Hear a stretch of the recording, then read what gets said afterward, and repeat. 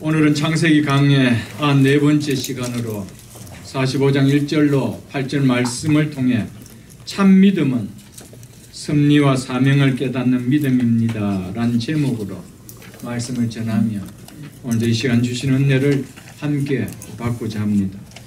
요셉은 여러 차례 형들을 시험한 결과 지난날 자신들의 죄를 깨닫고 편애하는 아버지에 대해서도 편애받고 있는 동생 베냐민에 대해서도 옛날과는 확연히 달라진 형들의 모습을 확인할 수 있었습니다. 그리고 무엇보다 유다가 나서서 만일 아우 베냐민이 돌아가지 못한다면 우리 아버지는 죽고 말 것이므로 내가 내 아우를 대신 노예가 되겠으니 이 아우 베냐민만큼은 아버지께로 돌아갈 수 있게 해달라며 생명을 건 간청에 요셉이 결정적인 감동을 받아 더 이상 자신의 신분을 형들에게 감출 필요가 없다는 생각이 들어서 드디어 베냐민과 형들 앞에 감정을 억누를 길이 없어서 큰 소리를 내어 울며 자신의 신분을 드디어 밝힙니다. 드디어 지금 자신들 앞에 있는 애굽 총리가 과거 자신들이 판 아우 요셉인 것을 안 형들이 두려움에 뜹니다. 이런 형들에게 요셉의 고백이 오늘 본문의 내용입니다. 오늘 본문이 이렇게 시작됩니다. 1절과 2절 보겠습니다.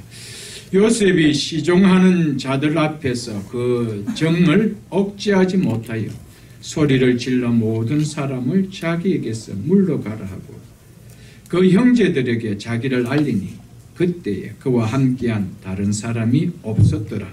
요셉이 큰 소리로 우니 애굽 사람에게 들리며 바로의 궁에 들리더라. 요셉은 지금까지 마음속에 일어나는 벅찬 감정을 억누르며 자신을 드러내지 않기 위하여 두 번이나 형들을 피해 나가 울었습니다. 42장 24절과 43장 30절에 보면 잘 우리가 볼 수 있을 것입니다.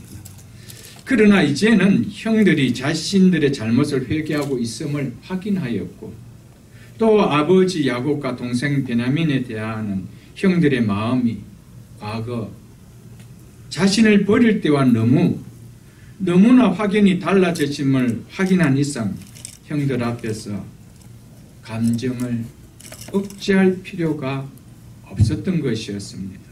그래서 자기 주위에 있는 모든 수종들은 사람들을 밖으로 물러가게 하고 형들에게 자기가 동생 요셉인 것을 알리고 큰 소리로 웁니다.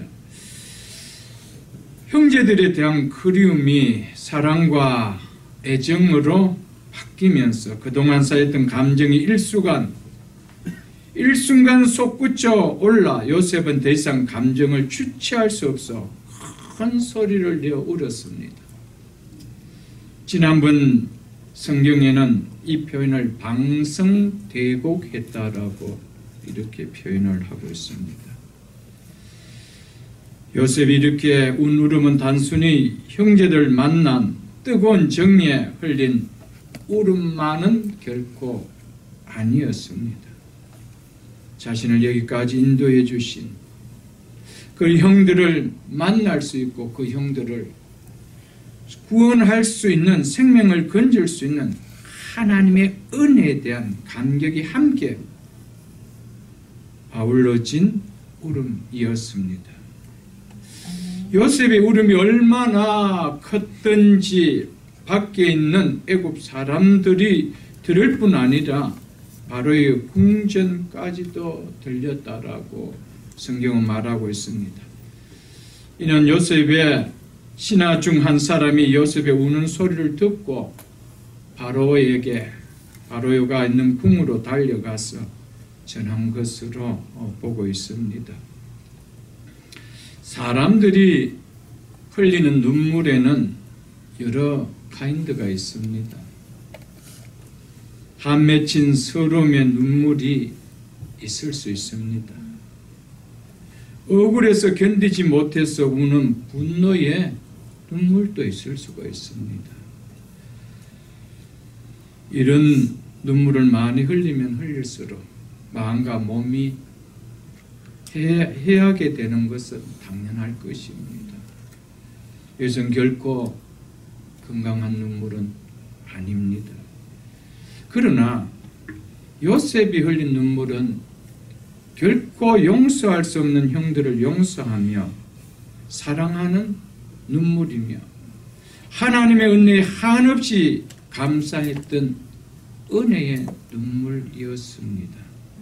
아멘. 이런 눈물은 많이 흘리면 흘릴수록 건강한 눈물입니다. 하나님 있는 성도는 마음과 몸을 해하는 눈물이 아닌 건강한 눈물이 많이 흘리는 자가 되어야 합니다. 아멘. 특별히 우리 남성도님들 건강한 눈물을 좀 많이 흘릴 수 있기를 축복합니다. 결코 화해할 수 없는 화해의 눈물이 흘러지고 용서할 수 없는 자에게 용서하는 눈물이 흘려지고 결코 사랑할 수 없는 자에게 사랑할 수 있는 눈물이 흘러지는, 그리고 무엇보다도 하나님의 은혜가 너무 벅차서 눈물의 샘이 열리는 그런 은혜가 있기를 주의 이름으로 축복합니다. 아멘. 건강한 눈물은 흘리면 흘릴수록 우리 몸 속에 건강한 요소들이 일어난다라고 그렇게 말하고 있습니다. 한참이나 큰 소리로 방성대곡한 요셉이 감정을 추스리고 형들에게 이렇게 말합니다. 3절을 보겠습니다. 요셉이 그 형들에게 이르되 나는 요셉이라. 내 아버지께서 아직 살아 계시니까 형들이 그 앞에서 놀라서 대답하지 못하더라. 지금까지 통역자를 세워 애굽 말을 하던 종리가 갑자기 히브리 말로 아니 요세프라면 나는 요셉이라 라고 말을 합니다. 통역자 없이 형들이 직접 들을 수 있는 히브리 말로 아니 요셉, 나는 요셉입니다. 이렇게 말했습니다.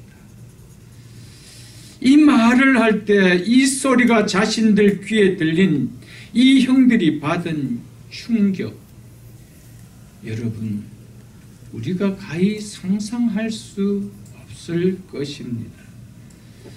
자신들이 노예로 팔은 요셉이 노예가 아닌 애굽의 총리가 되어 자기들 앞에 나타나서 나는 요셉이라고 지금 하고 있습니다. 그 소리를 들은 형들의 마음이 어떨까요, 여러분들? 믿기지 않는 꿈 같은 일일 것입니다. 결코 꿈이 아닌 현실로 자기 앞에 나타났기에 그 충격은 이루 말할 수 없을 것입니다. 이제 요셉의 말 한마디면 파리 목숨과 같이 되는 상황입니다. 사시나무 떨듯이 아니 떨 수가 없는 상황이죠.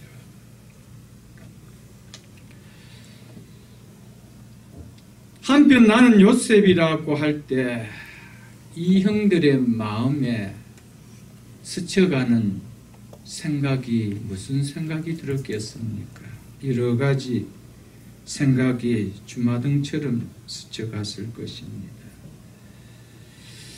무엇보다도 그제서야 두 번째 걸쳐 애굽에 왔을 때 자기에게 일어난 이해할 수 없는 여러 가지 일들이 해석되어지기 시작했을 것입니다. 왜 우리를 불러서 정탐꾼이라고 이야기했을까? 왜 우리의 가족상을 소상하게 이야기해서 왜 우리를 자기의 관절을 이렇게 초대해 형제들의 서열대로 앉히게 했을까? 이 모든 것이 이제 해석되어지기 시작했습니다. 그리고 무엇보다 22년 전 17세 난 동생 요셉이 자기들에게 한 꿈 이야기가 떠올랐을 것입니다. 그때 요셉이 우리에게 말한 그대로 이게 현실이 되었구나, 이 생각이 떠오르지 않았겠습니까? 우리가 그 꿈이 어떻게 되는지 보자면, 노예로 팔며 그의 꿈을 무참히 밟았는데 그 꿈이 밟히지 않고 그가 말한 그대로 이루어졌구나 라며 한없이 그 꿈을 밟아버렸던 마음의 후회를 그들이 했을 것입니다. 하나님의 말씀은, 하나님의 계시는 1.1획도 땅에 떨어지지 않고 말씀하신 그대로, 성경에 기록된 그대로 이루어짐을 우리는 오늘 요셉을 통하여 우리는 깨달을 수 있기를 축복합니다. 아멘. 하나님이 말씀하시고 하나님이 계시하신 그 꿈은 그대로 이루어집니다. 아멘. 형들이 그 꿈을 꺾으려고 그 꿈이 어떻게 이루어지나 보자며 무참히 밟아버렸는데 밟힌 꿈은 밟히지 않고 그대로 일어났다는 것입니다. 아멘. 인간들은 그것은 사람이 꾸민 허구다며 외치며 하나님의 계신 성경을 믿는 기독교인들을 비웃고 나아가 기독교인들을 말살하는 행동을 2000년 역사 동안 서슴지 않고 행해왔습니다. 그럼에도 불구하고 성도의 수가 줄기는커녕 하나님의 말씀대로 물이 바다를 덮음같이 하나님을 믿는 성도들은 이 땅에 넘쳐나고 있다는 사실입니다. 아멘. 하나님의 꿈은 꺾이지 않습니다. 아멘. 절대로 무산되지 않습니다. 2000년 동안 무수히 모든 통치자들이 기독교를 말살하려고 했습니다. 왜냐하면 기독교만큼 하나님만이 주라고 하고 하나님만이 경배의 대상이라고 하니 누가 통치자가 좋아할 사람이 있겠습니까? 그들을 무참히 짓밟으려고 2000년 기독교 역사가 우리에게 생생하게 역사적으로 보여줍니다. 그러나 말씀하신 그 꿈 그대로 물이 바다를 덮음같이 하나님을 아는 지혜가 이 땅을 덮어나간다는 사실입니다. 믿습니까? 아멘. 절대로 하나님의 백성은 소멸되지 않고 반드시 이 땅에 하나님의 나라가 세워질 때까지 하나님의 꿈은 진행되고 있다는 사실을 잊지 마십시오. 아멘. 하나님께서 말씀하신 대로 반드시 주님은 다시 오십니다. 아멘. 그것을 만인이 똑똑히 보게 될 것이며 아멘. 새하늘과 새 땅이 우리 앞에 나타나는 것을 믿는 자는 반드시 보게 될 것입니다. 아멘. 우리의 썩을 몸이 주님의 부활의 몸과 동일한 몸으로 부활할 것을 믿음을 가진 성도들은 두 눈으로 보고 놀라움에 환호하지 않을 수가 없을 것입니다. 아멘. 그러나 하나님의 말씀을 경홀히 여기고 믿지 않는 자는 반드시 요셉의 형들처럼 두려움에 후회의 눈물을 쏟는 통곡의 날을 자신의 두 눈으로 똑똑히 보게 될 것입니다. 본문을 통해서 이 사실을 우리에게 먼저 알려주고 있습니다. 그들이 동생 요셉이 그 꿈을 이야기할 때 그 말을 받아들이지 않고 무참하게 밟았던 것, 그것을 얼마나 후회했겠습니까? 오늘 이 땅에 그런 사람들이 너무 많다는 것이죠. 하나님의 말씀이 자기 이성으로 받아들이지 않는다고, 자기 감정으로 받아들이지 않는다고 무참히 밟아버립니다. 하나님은 절대로 무참하게 당신의 뜻과 계획이 밟히는 분이 아니라는 사실입니다. 아멘. 이것을 믿는 것이 우리의 믿음이 되어야 될 줄 믿습니다. 아멘. 요셉은 자신의 신분을 밝힌 후 첫 번째 형들에게 한 말은 내 아버지께서 아직 살아 계시니까 라며 아버지의 안부를 물었습니다. 이미 앞서 아버지께서 살아 계심을 여러 번 형들을 통해서 확인된 사실입니다. 그리고 무엇보다 유다의 말을 통해서 아버지가 살아 계시고 있음을 요셉은 알았습니다. 그럼에도 요셉이 다시 아버지의 안부를 되묻고 있는 것은 아버지 야곱에 대한 요셉의 그림이 얼마나 그 가슴에 사무쳤는지를 짐작하게 해주는 말씀이지요. 사랑하는 성도 여러분, 하나님의 백성들은요, 하나님의 자녀들은요, 부모를 귀하게 여겨주라 됩니다. 그 부모가 나와 나에게 어떤 관계가 된다 할지라도 부모에 대한 우리의 표현은 존경심을 드러내는 표현이 되어야 됩니다. 유다를 비롯한 요셉의 형들, 여전히 사랑하는 부인의 자녀들을 편애하고 있었음에도 불구하고 그 아버지를 공경했습니다. 이게 성도입니다. 성경만치 부모를 공경하라고 이야기하는 종교가 있을까요, 여러분들? 우리가 그 말씀을 말씀되게 받지 않아서 살았을 뿐이지 성경은 생생하게 보여줍니다. 믿습니까, 여러분들? 그래서 10계명 중에 내 부모를 공경하라. 이것이 약속 있는 첫 계명이니. 부모를 공경할 때 주는 약속을 10계명 중에 10계명 중에 유일하게 이 계명에만 주었습니다. 네가 복되고 장수하리라. 이 약속을 주었죠. 여러분, 예수를 믿는다고 하면서 부모를 귀하게 여기지 못한다는 것은요, 보이지 않는 하나님을 보이는 부모를 통하여 하나님을 섬기게 하라고 우리에게 부모를 주셨다는 사실 잊지 마십시오. 아멘. 그 부모가 믿든 안 믿든 우리는 이 땅에서 귀하게 섬기게 됩니다. 아멘. 이게 크리스찬의 모습이죠. 요셉은 내 아버지께서 아직 살아 계시나이까. 몇 번이나 요셉은 아버지 안부를 묻는 것이죠, 여러분들. 부모가 세상 떠나고 나면은 정말 가슴에 사무치는 것이 한두 가지가 아닙니다. 형편이 되고 환경이 되고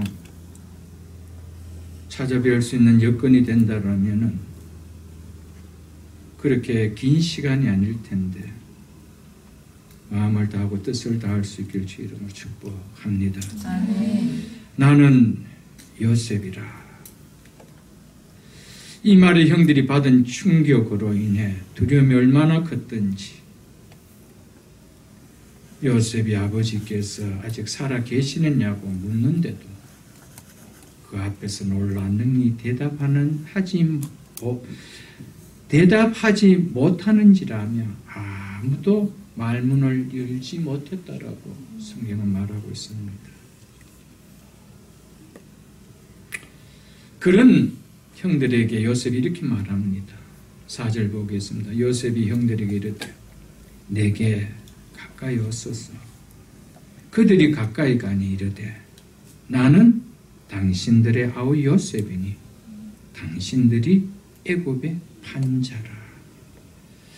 두려움에 쌓여 아무 말도 못하고 떨고 있는 형제들에게 요셉은 내게 가까이 오소서라며 결코 두려워하지 말고 자기에게로 가까이 오라라고 말합니다. 이에 형들이 두려움을 가진 채 요셉에게 가까이 나아갑니다. 어떻게 요셉은 형들을 가까이 오라고 할 수 있을까요? 사랑하기 때문입니다. 아멘.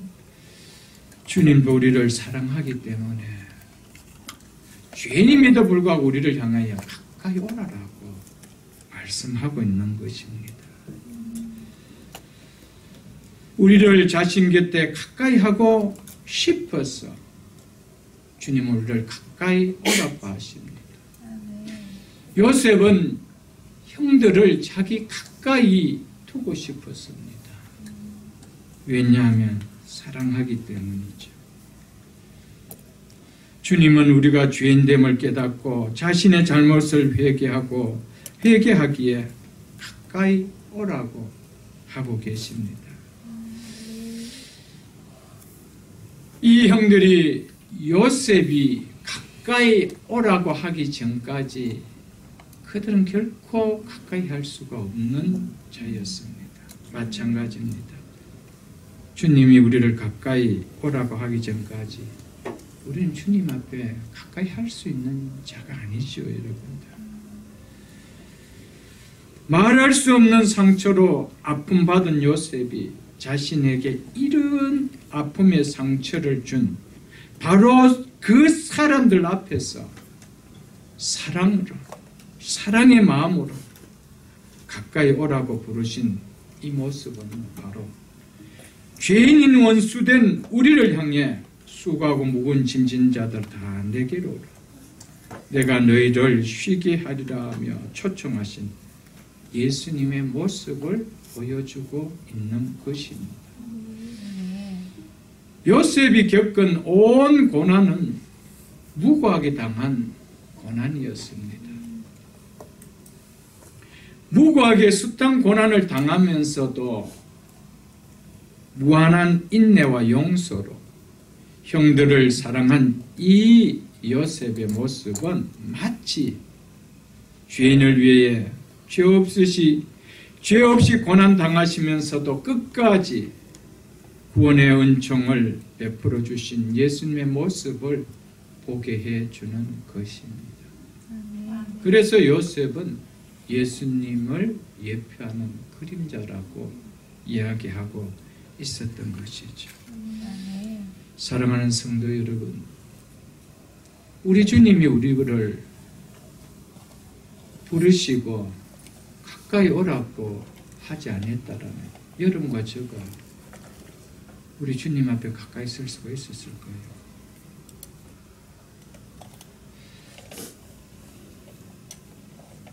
요셉에게 한없는 아픔과 상처를, 그 악행을 저질렀던 그 형들이 어떻게 스스로 요셉 앞으로 나갈 수가 있겠어요?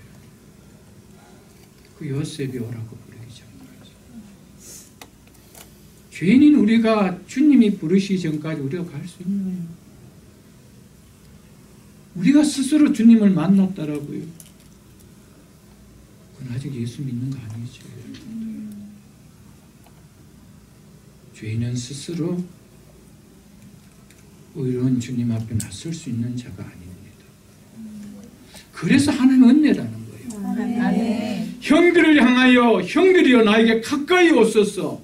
이것은 요셉이 형들에게 준 은총이었습니다. 은혜였습니다. 아멘. 이것은 죄인을 향한 주님의 모습을 보여주고 있는 그림이죠, 여러분들. 가까이 온 형들에게 요셉은 나는 당신들의 아우 요셉이니 당신들이 애굽에서 판 자라며 형들이 지은 죄에 대하여 직접적으로 요셉의 입을 통하여 언급하고 있습니다. 안 그래도 자신들의 잘못으로 두려워하고 있는데 왜 요셉은 형들에게 이 아픈 곳을 콕 찌르는 말을 할까요? 이유가 뭘까요? 42장 22절에 보면은 루벤이 형제들에게 대답하여 이르되 내가 너희에게 그 아이에 대하여 죄를 짓지 말라 하지 아니하였더냐? 그래도 너희가 듣지 아니하였느니라. 그러므로 그의 핏값을 치르게 되었도다 하니. 이처럼 형들이 과거 자신을 구덩이에 던지고 노예로 판 이 문제를 가장 부담스럽게 여기고 있는 것 이미 요셉이 알고 있었죠. 그리고 44장 16절에도 유다가 말하되 중간절 보십시오. 하나님이 종들의 죄악을 찾아내셨으니 우리와 이 잔이 발견한 자가 다 주의 노예가 되겠나이다 라며 형들은 자신을 노예로 판 이 문제를 가장 무거운 짐으로 여기고 있다는 것을 요셉이 알고 있었기 때문에 이 문제를 건드리는 겁니다. 왜요? 요셉은 한시라도 빨리 이 문제에서 형들이 노임을 받도록 해주고 싶었습니다. 그래서 내게 가까이 오라고 한 후에 첫 번째로 요셉이 한 말이 나는 당신들이 애굽에 판 당신의 아우 요셉이라고 아픈 부분을 가장 두려워하는 부분을 죄짐으로 누르고 있는 이 부분을 이야기했다는 것이죠. 요셉이 이렇게 말한 것은 그들의 죄를 추궁하기 위한 분노가 담긴 말이 아니었습니다. 두려워하고 있는 형들의 죄짐을 풀어주기 위한 사랑의 마음으로 한 이야기입니다. 그것 때문에 아파하기 때문에 그 이야기를 하면서 그거 아파하지 말라라고 가장 아픈 부분을 아파하지 말라라고 지금 이야기하고 있는 것이죠. 여러분들 예수님께서 우리를 향해 죄인이라는 사실을 지적하는 것은 우리의 죄를 추궁하기 위함이 아니라는 사실을 늘 알아야 됩니다. 죄 문제로 두려워하는 우리에게 죄 문제를 해결해 주어 평안을 주기 위해서 우리가 가장 눌리고 있는 것이 뭡니까? 죄짐이라는 것이죠. 그것을 이야기하기 위해서 우리를 향하여 끊임없이 주님은 죄인이라고 이야기하고 있다는 것이죠. 그래서 누가복음 5장 31절로 32절에 보면 예수께서 대답하여 이르시되 건강한 자에게는 의사가 쓸데없고 병든 자에게라야 쓸데있나니 내가 의인을 부르러 온 것이 아니요 죄인을 불러 회개시키러 왔노라 라고 하면서 예수님이 오신 이유에 대해서 죄인을 부르러 왔다라고 합니다. 끊임없이 죄인을 이야기합니다. 그 죄인을 통하여 어떻게 하기 위하여? 회개케 하기 위함이다. 무슨 이야기입니까? 내가 그들에게 평안을 주기 위함이라는 것이죠. 이 요셉이 이 형들의 가장 아픔, 지난날에 가장 두렵게 여기는 그 문제를 탁 찌릅니다. 왜요? 그 아픔에서 놓아주기 위해서. 믿습니까, 여러분? 그것을 통하여 한 번 더 형들은 정말 지난날의 잘못을 깨닫게 되죠.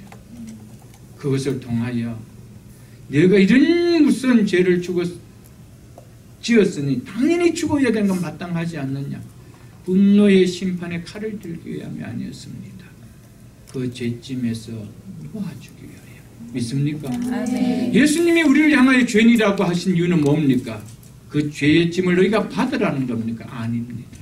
내가 그 죄짐에서 너희를 풀어주기 위함이라는 것이죠. 아멘. 믿으십니까, 여러분들? 아멘. 그래서 요셉이 이어서 이렇게 이야기합니다. 5절에 당신들이 나를 이곳에 팔았다고 해서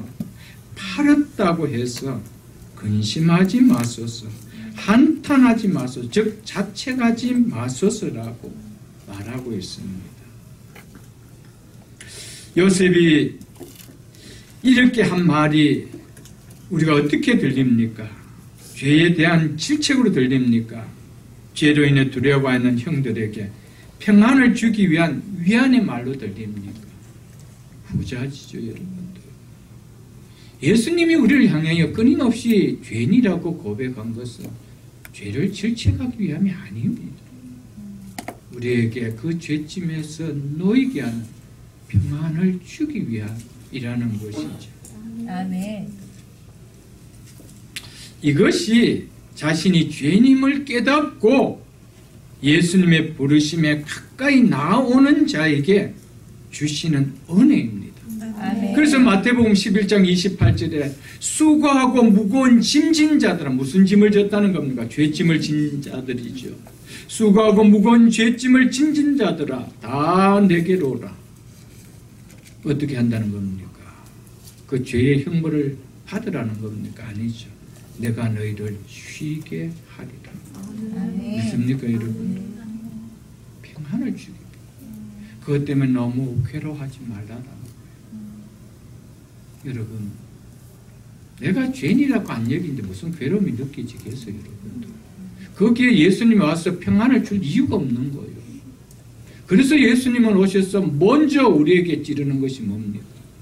너희 실체를 보게 한다는 것이죠. 그래서 가장 아픈 부분을 요셉은 이 형들의 앞에서 그 이야기합니다. 나는 요셉이라. 당신이 너희로 판 아우 요셉이라. 이렇게 이야기합니다. 그 소리 얼마나 안 듣고 싶었겠어요. 아내도 그게 가슴이 찔린데 얼마나 안 듣고 싶겠어요. 그러나 주님이 그 이야기하는 것은 책망하기 위함이 아니었습니다. 요셉이 형들에게 그렇게 이야기한 것은 형들을 책망하기 위함이 아니었습니다. 용서하고 위로하고 두려움에 있는 그들에게 평안을 주기 위함이었다는 사실을 우리는 잊지 마시길 주 이름으로 축복합니다. 아멘. 자신에게 지울 수 없는 아픈 상처를 준 형들에게 보복할 수 있는 힘을 가진 위치에 있음에도 불구하고 원수 갚음이 아닌 도리어 평안으로 위로할 수 있었는 이 힘, 이 근원 어디에서 나왔을까요? 이게 중요한 거 아니에요, 여러분? 요셉이 노예였더라면 형들이 아무리 팔았든 보복할 힘이 없습니다. 그러나 요셉은 얼마든지 보복하고도 남는 힘을, 권력을 가진 자입니다. 그런 그가 그 권력의 칼을 휘두르지 않고 용서의 마음을 냈다는 것이죠. 평안의 마음을 줄 수 있는 마음을 주었다는 겁니다. 그것이 어디서 나왔을까? 5절 하반절에 이렇게 이야기합니다. 하나님이 생명을 구원하시려고 나를 당신들보다 먼저 보내셨나이다. 요셉은 바로 이 믿음을 가졌기 때문에 자신의 마음에 지울 수 없는 아픔의 상처를 준 형들을 도리어 위로할 수 있는 자로 설 수 있었다는 것이죠. 아멘. 하나님이 하셨다라는, 나에게 이런 힘을 가질 수 있는 것도 하나님이 주셨다는 겁니다. 그 힘을 어디에서라고 줬는지 요셉은 알았기에 그것을 결코 개인적으로 감정으로 사용하지 않을 수 있었다는 것이죠. 하나님이 하셨다는 하나님의 섭리를 믿는 이 믿음, 이 믿음을 요셉은 가졌기 때문에 결코 용서할 수 없는, 지워질 수 없는 아픔의 상처를 준 그 형들을 요셉은 용서할 뿐 아니라 가까이 오라 하며 품어주고 위로까지 해 주었다는 사실이죠. 7절도 여러분 보십시오. 하나님이 큰 구원으로 당신들의 생명을 보존하고 당신들의 후손을 세상에 두시려고 나를 당신들보다 먼저 보내셨나니. 누가 나를 애굽 땅에 보내서 총리가 되게 했다라고 이야기합니다. 하나님이라고 7절에 또 그렇게 이야기합니다. 8절도 보십시오. 하나님이 나를 바로에게 아버지의 즉 고문으로 삼으시고 그 온 집의 주로 삼으시며 애굽 온 땅의 통치자로 삼으셨나이다. 누가 나를 애굽의 온 통치자 총리로 삼게 해주셨다고 이야기합니다. 하나님이 하셨다. 하나님이 하셨다라고 믿는 이 믿음, 이것이 하나님의 섭리를 믿는 믿음입니다. 하나님이 하셨다라고 믿는 이 믿음에는 우리는 우리의 개인적인 감정이 드러날 수가 없다라는 것이죠. 이것이 다르다는 겁니다. 형들이 나를 미워하여 비록 애굽에 파른 것은 분명한 사실이지만 궁극적으로 형들의 저지른 이 행위를 통해 하나님께서는 나를 이곳으로 보내셨을 뿐이라는 것을 요셉은 받아들이는, 하나님의 섭리를 받아들이는 믿음을 받았기에, 그래서 형들이 그렇게 한 것에 대해서 근심하지 마소서, 자책하지 말라라고 이야기합니다. 형들이 그렇게 한 것을 하나님은 선한 뜻을 이루기 위한 도구로 사용한 것밖에 아니라는 거예요. 그것으로 너무 나에게 대해서는 죄책감을 갖지 말라라는 거예요. 요셉은 지난날 고난의 시간을, 아픔의 시간을 지금 하나님의 섭리 안에서 해석하고 있습니다. 이것이 요셉의 믿음의 위대성입니다. 위대한 믿음은요, 참 믿음은 하나님의 섭리를 믿는 믿음입니다. 모든 상황은 하나님이 하셨다는 것입니다. 이것을 받아들이는 믿음, 이것이 기독교 신앙의 참된 믿음이요 신앙이라는 사실을 우리는 잊어서는 안 됩니다. 섭리라는 말을 좀 쉽게 우리가 풀이하면은, 하나님은 당신이 창조하신 세계를 만들어 놓은 것으로 끝내지 아니하시고 보존하시고 통치하시고 계획하신 대로 이끌어 가신다라는, 그것을 한마디로 말해서 섭리라, 그렇게 이야기를 합니다. 마태복음 6장을 여러분 한번 펴보십시오. 마태복음 6장 26절을 같이 보겠습니다.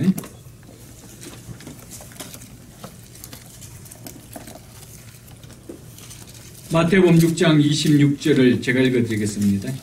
공중의 새를 보라, 심지도 않고 거두지도 않고 창고에 모아들이지도 아니하되 너희 하늘 아버지께서 기르시나니 너희는 이것들보다 귀하지 아니하냐. 아멘. 하나님은 당신이 창조하신 세계를 창조하는 것으로 끝내지 않고 통치하고 계획하신다는 것, 이게 섭리다. 하나님의 공중나는 새를 만들어 놓고 끝내시는 것이 아니고 그 새를 하나님 어떻게 하신대요? 기르신다는 것. 이걸 섭리라고 이야기해요. 신학적 용어로. 여러분, 하물며 너일까 보냐.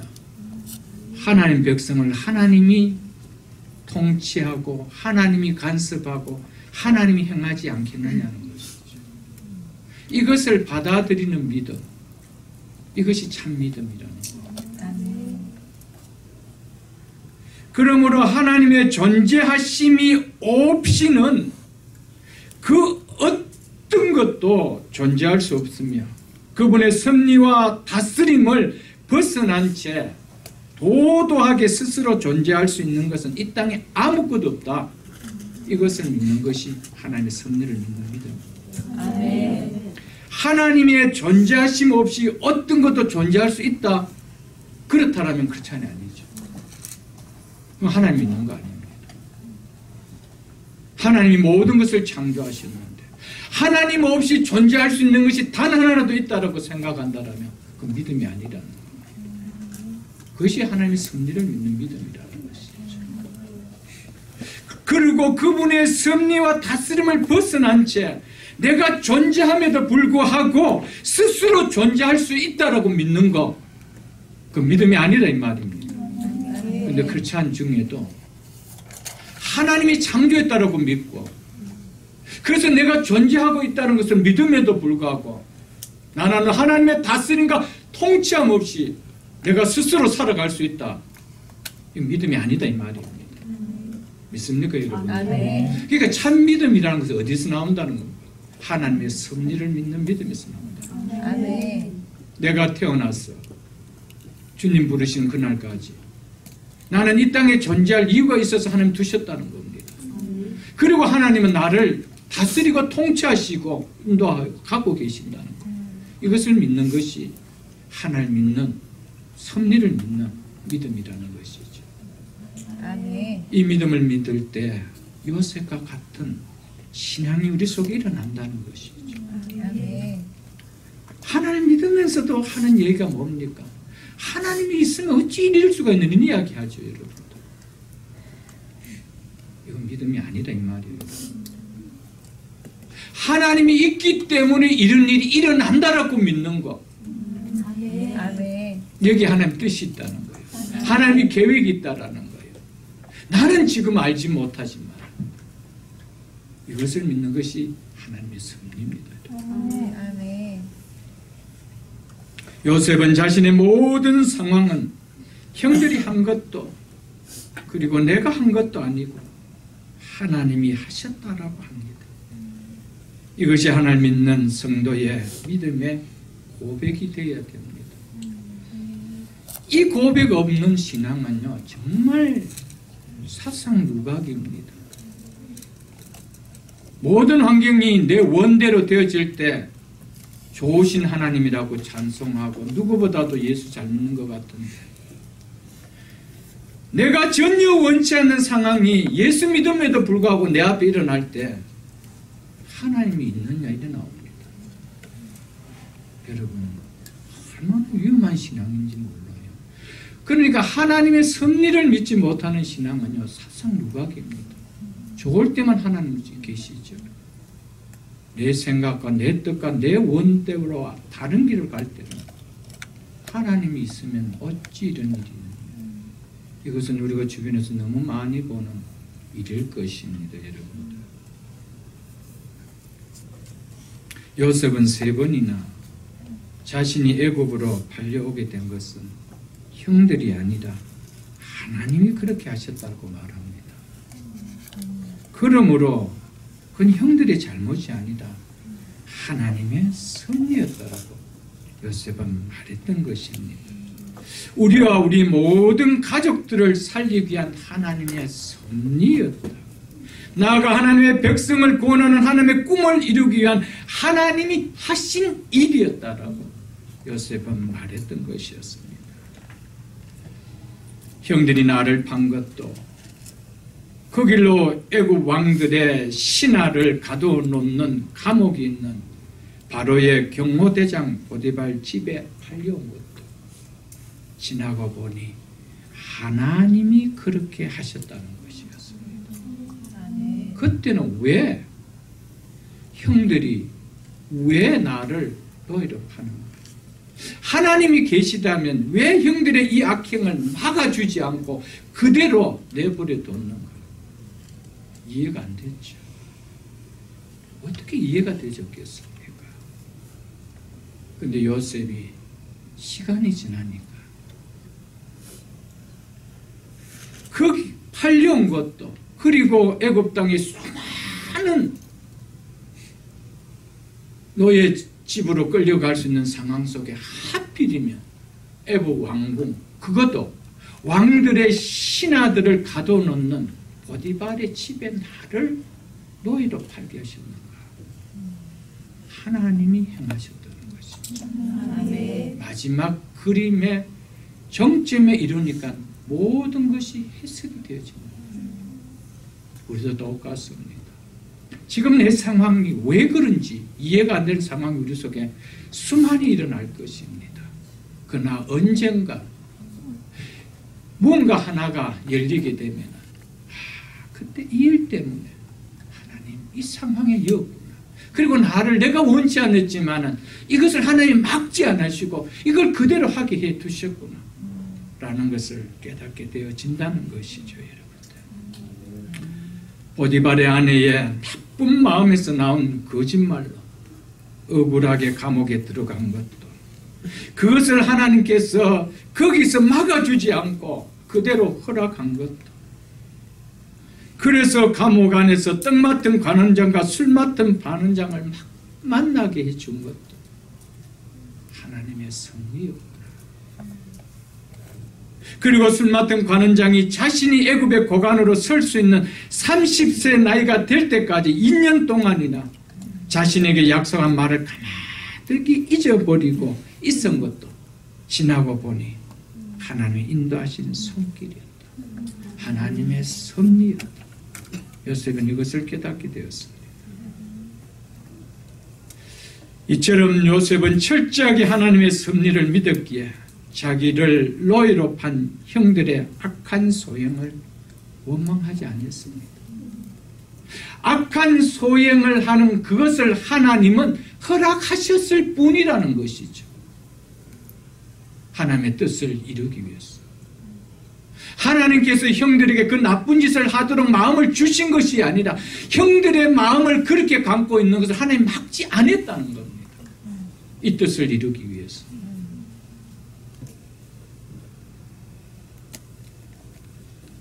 사랑하는 성도 여러분, 하나님의 섭리가 믿어질 때는 나에게 상처 준 사람을 내가 용서할 수가 있는 거예요. 왜냐하면 이를 통하여 하나님은 이것을 이루게 하시기 위함이었다는 것이죠. 꽤 오래된 책입니다. 2004년도에 출간되었던 유정옥 사모가 쓴 우는 자와 함께 운다는 그 책에 보면 사모가 되기 전에 이분이 결혼할 때 믿음을 가졌음에도 불구하고 믿지 않는 남편을 만나 결혼을 합니다. 그래서 사업을 했는데 사업이 꽤 잘 나갔습니다. 그런데 부도가 나면서 3억에 부도가 나면서 완전히 쫄딱 망합니다. 집 한 채도 없습니다. 들어갈 싹을 새 방도 없습니다. 완전히 망해버립니다. 그러던 3년 뒤 부도를 내고가 도망갔던 이 사람을 만납니다. 이 사람은 너무너무 죄책감에 어찌할 줄 모르는데 그 사람 앞에서 그 부도났던 수표를 찢어버립니다. 오늘로써 끝입니다. 3억을 제가 받지 않겠습니다. 그리고 혹 기억나면 좋은 사람에게 쓰십시오. 이렇게 이야기합니다. 왠 줄 압니까? 그 일을 통하여 남편이 예수 믿고 목사가 되었기 때문에 하나님께서 이 일을 행하시기 위하여 그렇게 하셨다는 것이죠. 그것을 깨닫는 게 해석이 다 되지는 거예요. 그 사람을 미워할 수가 없는 거예요. 이것을 하나님께서 이런 길로 가게 하신 하나님의 은혜였다는 겁니다. 믿습니까, 여러분? 하나님의 섭리를 깨닫는 사람은요, 마인드가 다릅니다. 마음이 그렇게 옹졸하지 않습니다. 세상을 보는 시각이 그렇게 좁지 않습니다.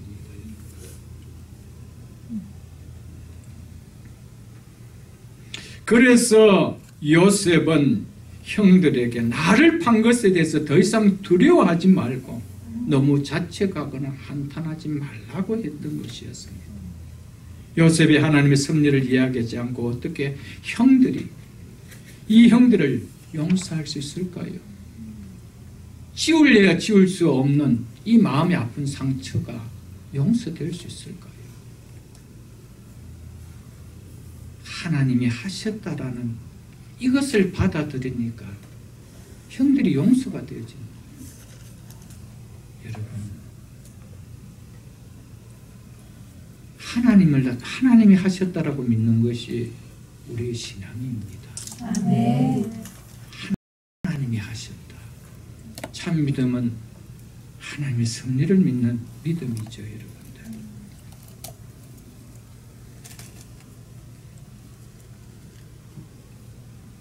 요셉의 위대함은 애굽의 총리가 됨에 있는 거 아닙니다.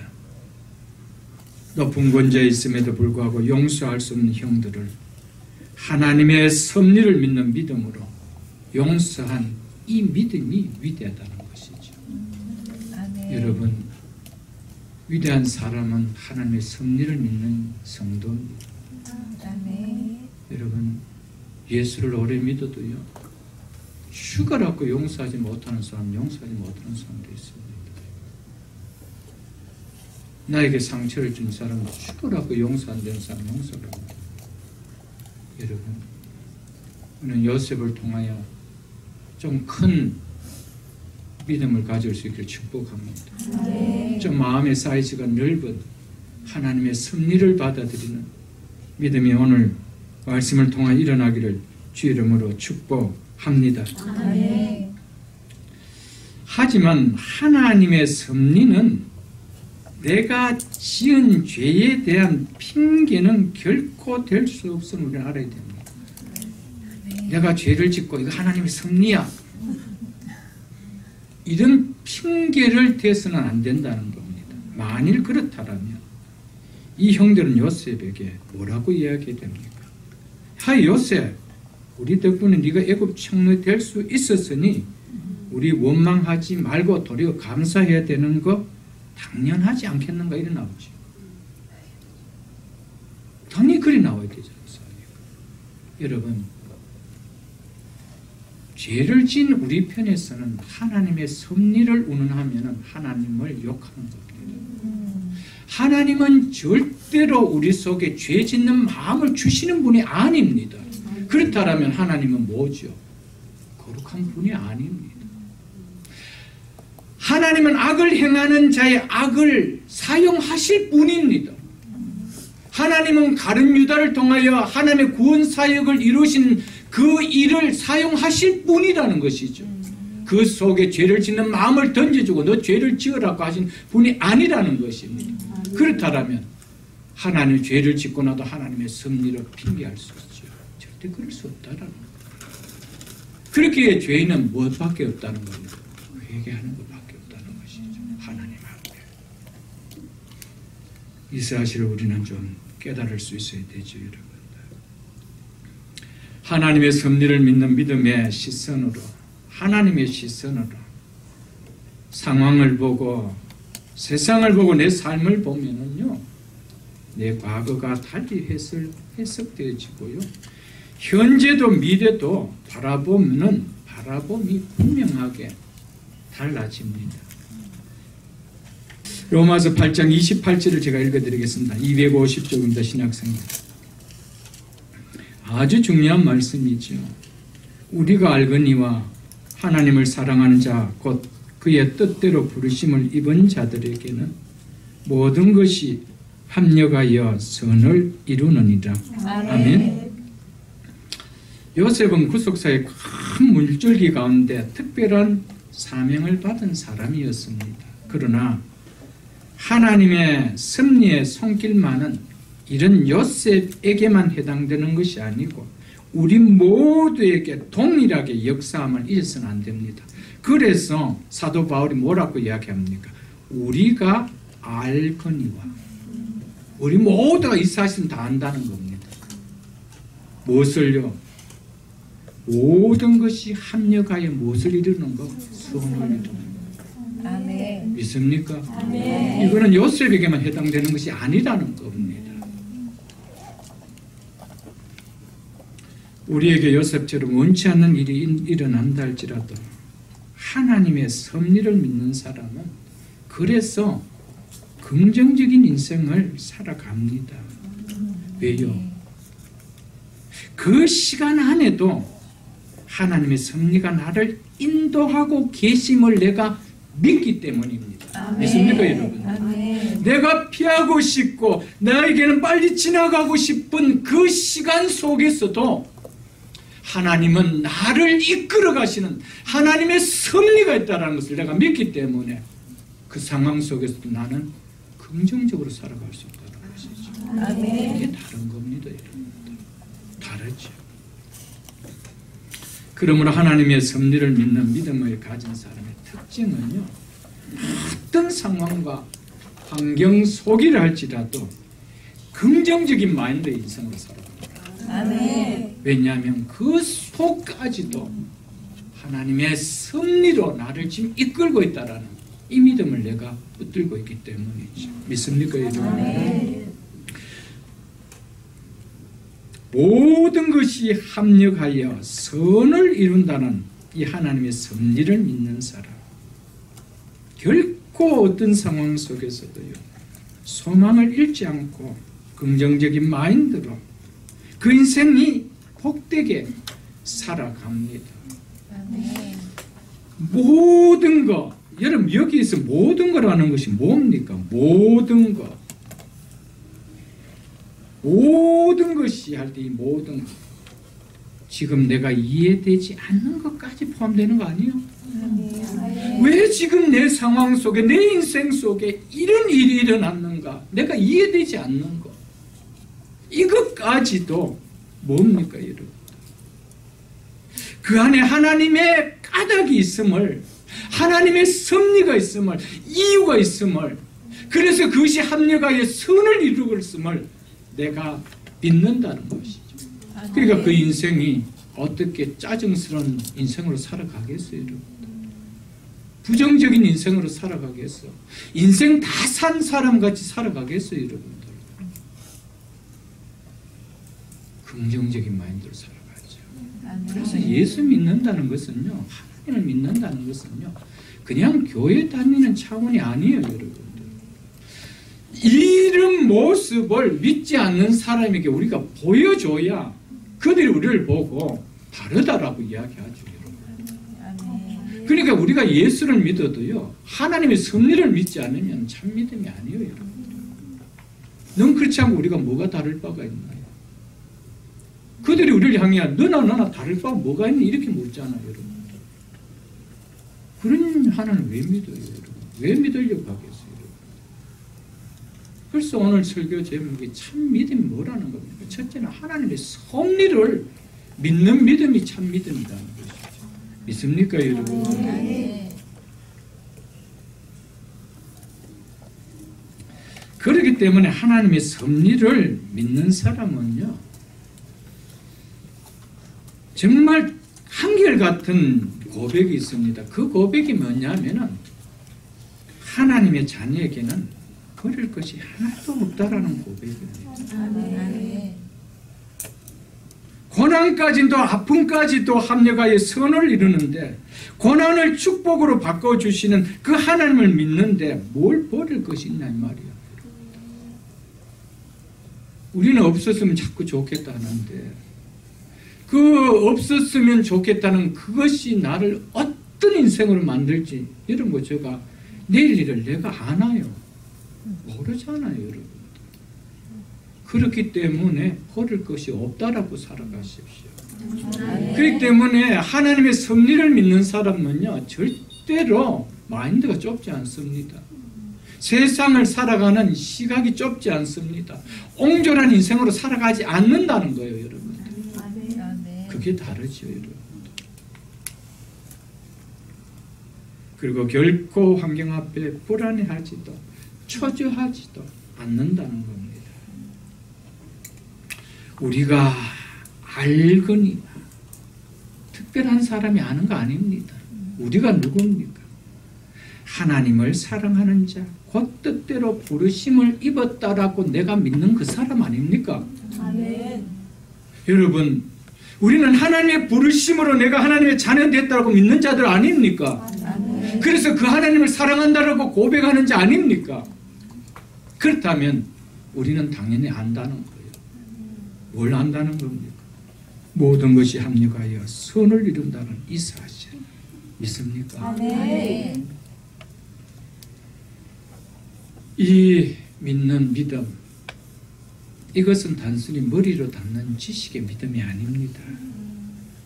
이 말씀이 지식이 아닌 믿음으로 받아지는 신앙이 있기 전까지는 삶에 진짜 자유가 없습니다. 여러분, 모든 것 여러분에게 가장 피하고 싶고 이것만큼은 지금 내가 안 안고 싶은 이것까지도 하나님은 합력하여 선을 이루시고 그 상황 속에서도 하나님은 섭리하고 계시고 하나님의 가득이 그 안에 있음을 믿는다라면 우리는 다를 것입니다. 그것을 우리가 안다는 것이죠. 그것까지도 합력하여 선을 이루게 하실 하나님의 신실함을 믿는 믿음, 이것이 크리스찬이 믿는 믿음이라는 것이죠. 모든 것이 합력하여 선을 이루신 하나님의 신실하심을 믿는 믿음을 우리가 없다라면 믿음 아니에요, 여러분. 항상 내 앞에 하나님은 좋은 거 주셔야 되죠. 내가 원하는 거 주셔야 되죠. 그래야 하나님이 좋은 하나님이죠. 그게 무슨 믿음인가요?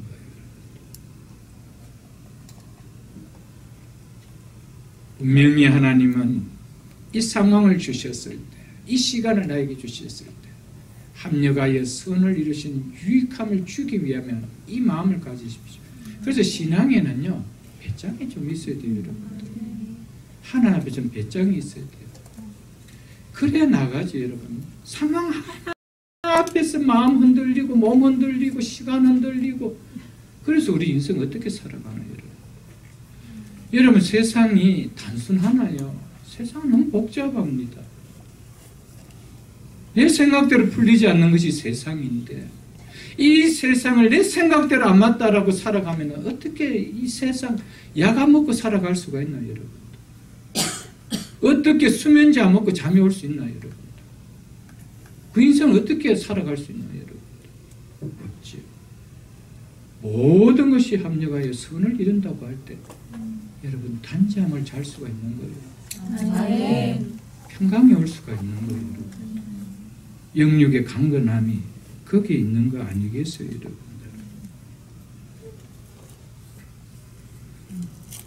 사람들은요, 자기의 뜻대로 자신이 세운 계획대로 되지 않으면 실패했다고 다 생각합니다. 그래서 인생을 끝까지 살아보지도 않고 중도에 자기의 뜻대로 안 된다라고 세상을 비관하고 자신의 삶의 무능력함을 비관하고 심지어는 생명까지 자기가 끊어버리지 않습니까? 하나님의 섭리를 믿지 않은 사람의 특징이 뭔 줄 압니까?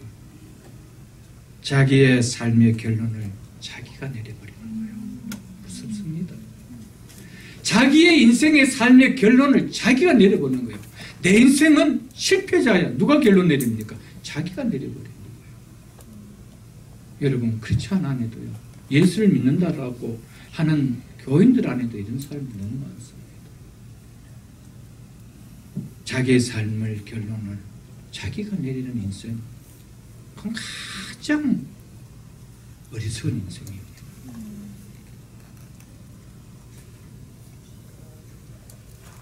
그러나 하나님의 섭리를 믿는 사람은 다릅니다.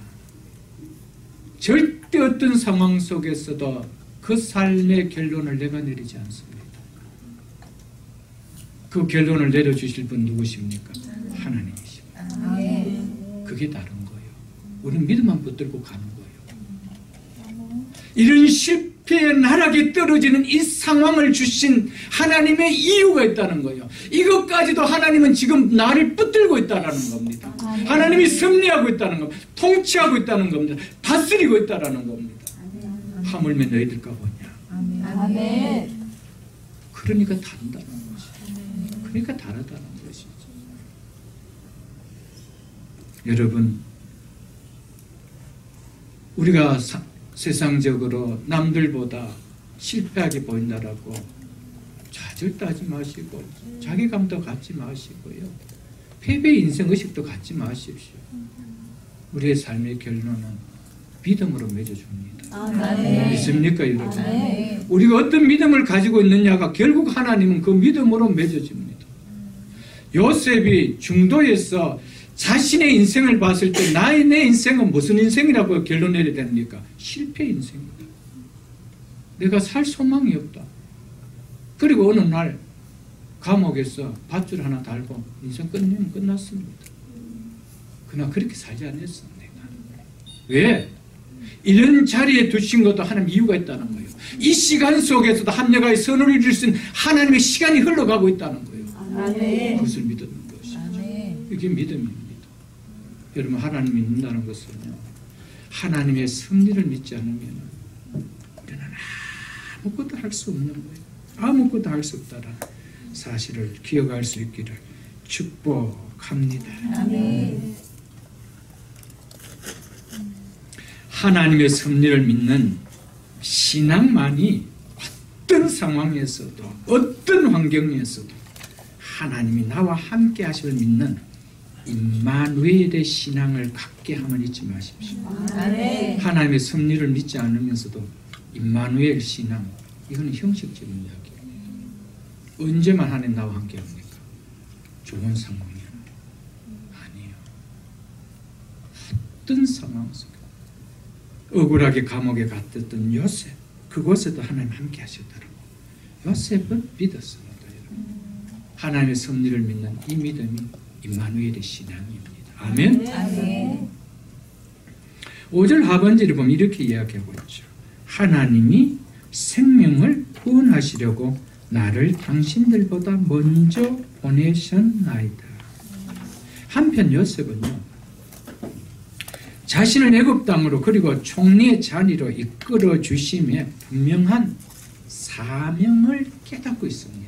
사명을 깨닫고 있죠.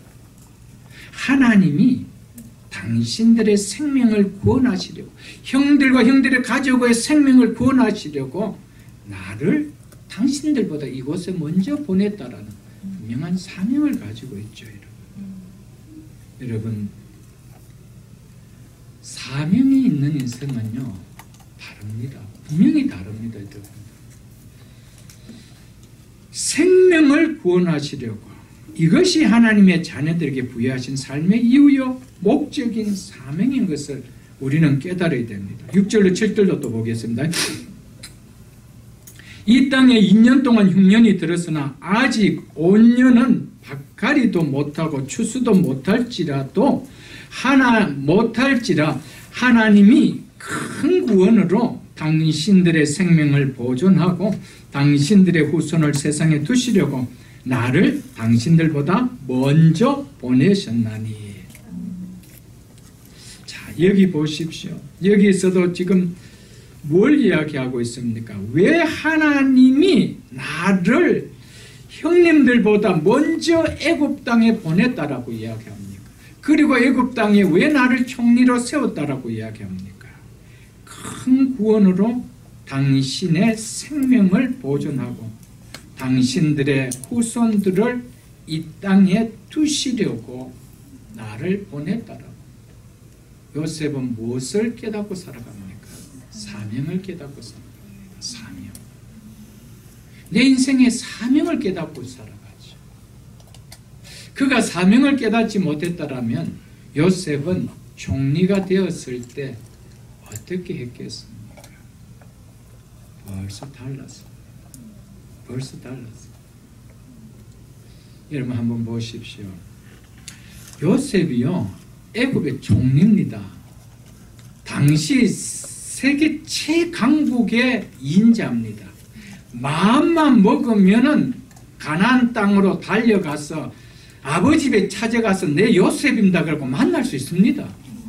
그 못 만나겠어요, 여러분? 어렵습니까? 하나도 안 어렵습니다. 그것이 사명이 아니었기 때문이었어요. 단순하게 아버지를 만나고 형들을 만나고 그리웠던 가족들 만나는 것이 그가 총리된 사명이 아니라는 것을 알았기 때문에 그렇게 안 했던 것이었습니다. 여러분과 저에게 분명한 사명이 있어야 됩니다. 사명을 붙들 때는요, 우리가 이 땅을 살아가는 좀 차원이 다릅니다. 좀 세상을 판단하고 세상을 바라보는 시각이 다릅니다, 여러분. 우리는 그렇게 살아가야 된다는 것이죠. 7절에 보면은 하나님이 큰 구원으로 당신들의 생명을 보존하고 당신들의 후손을 세상에 두시려고 나를 당신들보다 먼저 보내셨나니. 이 말씀에 우리 모두 좀 귀를 기울 수 있기를 바랍니다. 요셉은 나 하나 생명 보존하려고 나를 애굽 땅에 보내준 거 아니라고 이야기합니다. 나 하나 생명 보존하기 위하여 이곳에서 총리되게 한 거 아니라고 이야기합니다. 나의 구원을 통하여 우리 가정을, 형제들의 가정을 구원하는 큰 구원을 이루기 위하여 나를 구원했다라고 요셉은 이렇게 이야기하죠. 이것을 깨닫는 것이 크리스찬의 사명입니다. 나를 하나님의 자녀로 불러주신 소명이기도 하죠. 다른 사람의 영혼을 구원하기 위하여 나를 구원하셨음을 믿는 것, 이게 믿는 자의 사명이라는 것이죠. 여러분과 저를 왜 먼저 하나님의 자녀로 구원했습니까? 나 하나 이 땅에서 구원받고 살다가 하나님 나라에 오라고요? 아니올시다. 우리에게 맡겨준 큰 구원을 이루기 위함입니다. 이게 사명이죠. 이 사명자의 삶은 다릅니다, 여러분. 절대로 어떤 자리가 자기 개인적인 누림을 위해서 살지 않습니다. 그렇게 살지 않습니다. 그렇게 살았다면 뚱뚱하게 금마차 타고 자기가 보란 듯이 형들 앞에 큰 소리 하기 위해서 많은 호위병을 데리고 가나안 땅으로 내려갔을 것입니다. 그래야 하지 않았습니다. 내 가족을 구원하는 온전한 가족 공동체를 이루는 하나님의 사명을 요셉은 발견하기 때문에 절대로 그렇게 하지 않았다는 것이죠, 여러분. 사명이 와닿지 않으면요, 절대로 구원해야 될 영혼에 대해서 용서하지 못합니다. 그러니까 그 사람을 위한 구원을 위한 기도가 일어날 수 있을까요? 없는 겁니다. 내가 한 영혼을 구원해야 될 사명을 내가 갖지 못한다면요, 절대로 구원받아야 될 대상을 향하여 기도도 하지 못하고 용서하는 품도 우리 속에 일어날 수 없다는 것이죠. 요셉은 사명을 발견했기 때문에 지울 수 없는 상처를 준 형들을 품을 수가 있었던 겁니다. 왜? 그들의 생명을 보존해야 되기 때문에. 믿으십니까, 여러분들?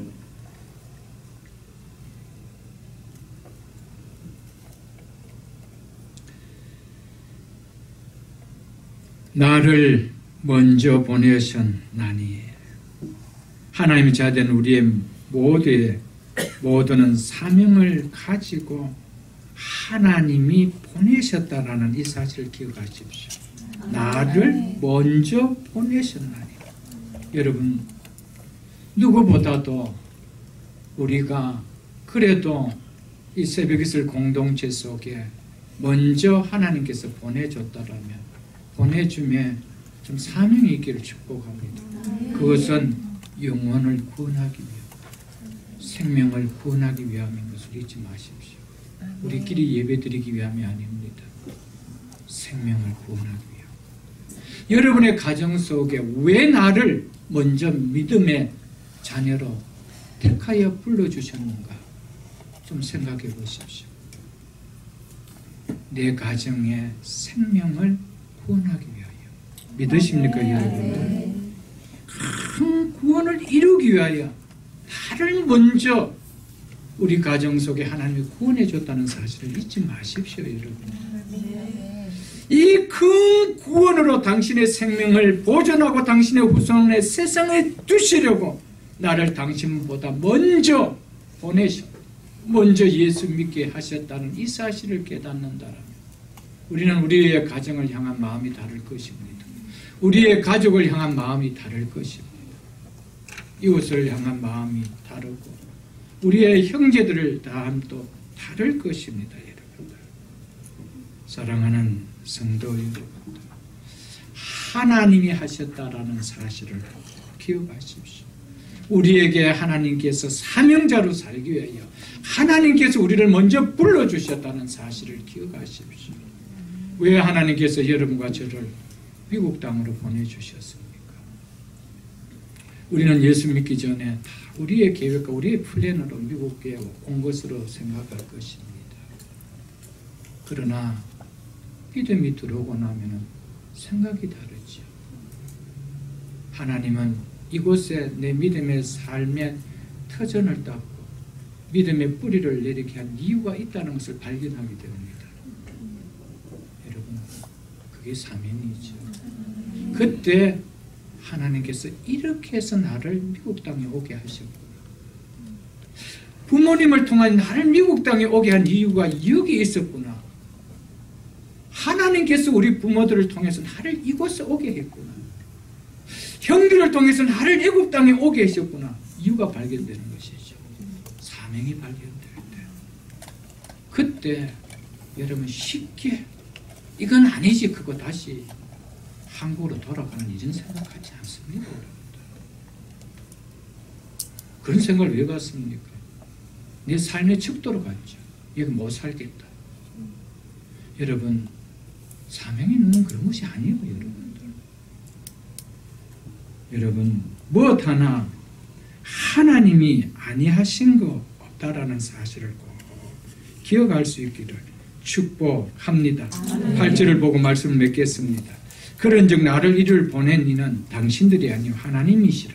하나님이 나를 바로에게 아버지로 삼으시고 그 온 집의 주로 삼으시며 애굽 온 땅의 통치자로 삼으셨나이다. 아멘. 요셉은 나는 형들이 팔아서 어쩔 수 없어서 여기 온 것이 아니라고 이야기합니다. 그가 깨달은 것이 뭡니까? 형들을 통해서 하나님이 나를 보내셨다는 겁니다. 여러분, 이것을 깨달아야 그게 사명이 일어나는 겁니다. 미국 땅에 온 이유도 이 사명이 이것이 깨달아야 미국 땅에 사는 분명한 이유가 있죠. 재미로 산다라면 이거 뭐가 재미있습니까? 하나님 사명 때문에 재미가 있어야 되죠. 있습니까, 여러분? 그거죠. 그러니까 여기 재미없다고 다시 돌아가자. 그거 뭐 그러잖아요. 사명. 여러분, 하나님이 나를 여기 보내셨다. 한번 생각해 보십시오. 어쩔 수 없는 상황 때문에 어쩔 수 없이 여기 왔다 하는 거 하고요. 하나님께서 나를 보내셨다 하는 거하고요. 삶의 질이 같을까요? 삶의 누림이 같을까요? 삶의 기쁨이 같을까요? 하늘과 땅이 차이입니다. 여러분, 하나님이 보내주셨습니다. 저는 미국 땅에 하나님이 보내주신 것을 확실하게 믿습니다. 우리의 자녀들 왜 미국 땅에 있게 하시는지 저는 확실하게 믿습니다. 그렇지 않으면 한국 대학이 좋을까 미국 대학이 좋을까 맨날 저울질을 하면서 여기 보낼까 저기 보낼까 이런 생각만 하죠. 여러분, 미국 땅에 와서 왜 한국에 공부시키러 보냅니까? 물론 특별히 유학을 보내야 될 때는 이유가 있으면 더 보내야 되겠죠. 그것도 하나님의 사명이라고 생각하면 괜찮죠.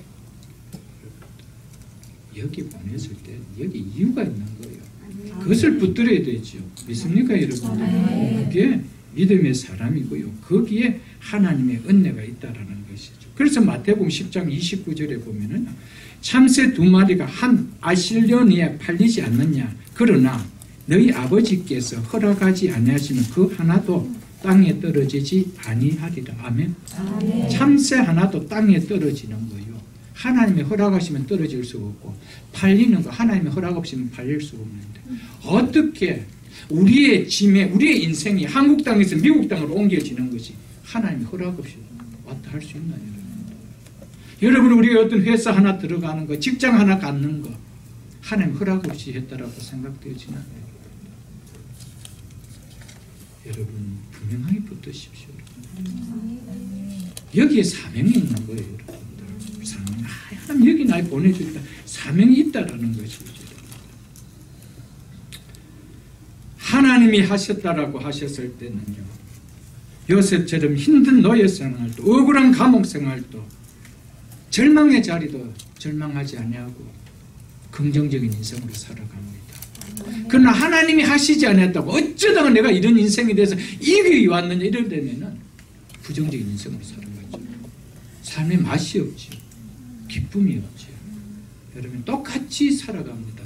내가 어떤 생각을 하느냐에 따라 환경은 똑같은데 삶은 다릅니다. 어떤 삶을 내가 택하고 살 것인가. 여러분 하나님 믿는 삶을 사십시오. 하나님 반드시 여러분을 축복하십니다. 오늘 3번이나 걸쳐서 요셉은 8절에 하나님이 나를 삼으시고 하나님이 나를 삼으시고 하나님이 나를 삼으셨다라고 이야기합니다. 누가 하셨다고 이야기합니다. 바로가 자기를 총무로 애굽의 총리로 세웠다라고 이야기하고 있지 않습니다. 자기를 추천하는 술 맡은 관음장 시위대장 보디발이 했다라고 이야기하지 않습니다. 하나님이 그들을 통하여 하셨다라고 이야기합니다. 이게 믿음입니다. 이 삶이 어찌 그 상황 속에서 하나님과 동행함이 있는 삶이 일어나지 않을까요, 여러분들? 일어나죠, 여러분들. 그리고 하나님이 하셨다라고 하는 이 하나님의 섭리를 믿는 사람의 특징이 또 하나가 있다면 하나님이 하셨기 때문에 어떤 자리에 있다 하더라도 어깨에 힘을 주지 않습니다. 겸손합니다. 하나님이 하셨기 때문에 하나님의 일을 해야 되기 때문에 아니 겸손할 수가 없습니다. 그게 다르죠, 여러분들.